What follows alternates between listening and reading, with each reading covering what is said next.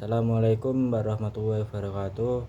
Perkenalkan, nama saya Tommy Jabisa dari kelas A4 kelompok 8 akan menjelaskan fungsi Pancasila dalam manajemen aturan negara di Indonesia. Dan kelompok saya terdiri dari 5 orang, termasuk saya.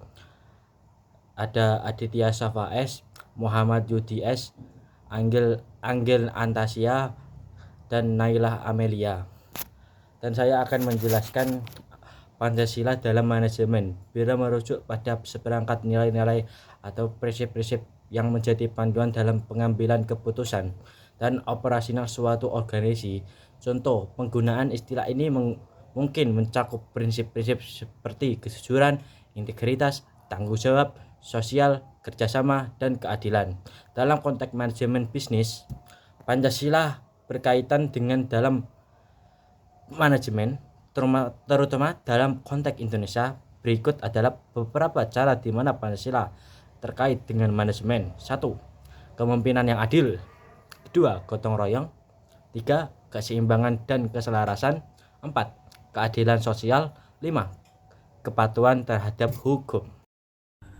Pancasila memiliki keterkaitan yang penting dalam manajemen, terutama dalam konteks Indonesia. Berikut adalah beberapa cara di mana Pancasila terkait dengan manajemen. Yang pertama, kepemimpinan yang adil. Pancasila menekan adanya keadilan sebagai salah satu nilai fundamental. Dalam manajemen, prinsip ini dapat tercermin dalam kepemimpinan yang adil dan berkeadilan. Yang kedua, gotong royong yang mengajarkan kerjasama. Dalam manajemen, prinsip ini mendukung kerjasama, kolaborasi, dan saling mendukung. Yang ketiga, keseimbangan dan keselarasan. Dalam manajemen, prinsip ini mengingatkan manajer untuk menciptakan keselarasan antara tujuan organisasi dan kebutuhan karyawan sehingga tercipta lingkungan kerja yang seimbang dan harmonis. Yang keempat, keadilan sosial. Dalam manajemen, hal ini bisa menginspirasi perusahaan untuk menjalankan praktik-praktik bisnis yang bertanggung jawab secara sosial, seperti memberikan kontribusi positif pada masyarakat sekitar dan menjaga hak-hak pekerjaan. Yang kelima, ketuhanan terhadap hukum. Dalam manajemen, penting untuk mematuhi peraturan dan hukum yang berlaku dalam operasi bisnis, agar perusahaan tetap berjalan dengan baik dan menghindari konsekuensi hukum yang merugikan. Saya Muhammad Yudi Saputra akan mempresentasikan fungsi Pancasila dalam manajemen aturan negara di Indonesia.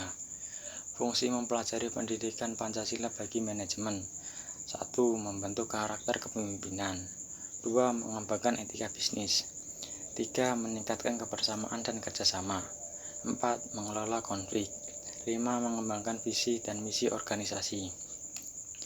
Fungsi mempelajari pendidikan Pancasila bagi manajemen. 1. Membentuk karakter kepemimpinan. Nilai-nilai Pancasila seperti gotong royong, keadilan, dan kebersamaan dapat menjadi dasar dalam mengembangkan kepemimpinan yang efektif dan bertanggung jawab. 2. Mengembangkan etika bisnis. Nilai-nilai Pancasila seperti integritas, tanggung jawab, dan kejujuran dapat menjadi pedoman dalam mengambil keputusan bisnis yang etis dan bertanggung jawab. 3. Meningkatkan kebersamaan dan kerjasama. Dengan memahami nilai-nilai Pancasila, manajer dapat membangun hubungan yang harmonis dengan karyawan dan rekan kerja, serta mempromosikan kerjasama tim yang efektif. Oke, selanjutnya yang keempat, mengelola konflik. Nilai-nilai Pancasila seperti musyawarah, keadilan, dan kesetaraan dapat digunakan sebagai landasan dalam menyelesaikan konflik dengan cara yang adil dan menguntungkan semua pihak. 5. Mengembangkan visi dan misi organisasi. Dengan memahami dan menerapkan nilai-nilai Pancasila, manajer dapat menciptakan organisasi yang berorientasi pada kepentingan bersama dan berkontribusi positif terhadap masyarakat. Beberapa peran utama Pancasila dalam manajemen adalah yang pertama, panduan etika, dan yang kedua, pembinaan kepemimpinan, dan yang ketiga, pemberdayaan masyarakat, keempat, keadilan sosial, kelima, persatuan dan kesatuan, yang terakhir, tanggung jawab sosial. Beberapa peran utama Pancasila dalam manajemen adalah 1. Panduan etika. Pancasila memberikan panduan etika yang kuat bagi para pemimpin dan manajer dalam mengambil keputusan. Nilai-nilai seperti keadilan sosial, demokrasi, dan persatuan memandu tindakan manajerial. 2. Pembinaan kepemimpinan. Pancasila mempromosikan kepemimpinan yang adil dan berdasarkan musyawarah untuk mencapai konsensus. Hal ini mempengaruhi pendekatan kepemimpinan dalam manajemen organisasi. Yang ketiga, pemberdayaan masyarakat.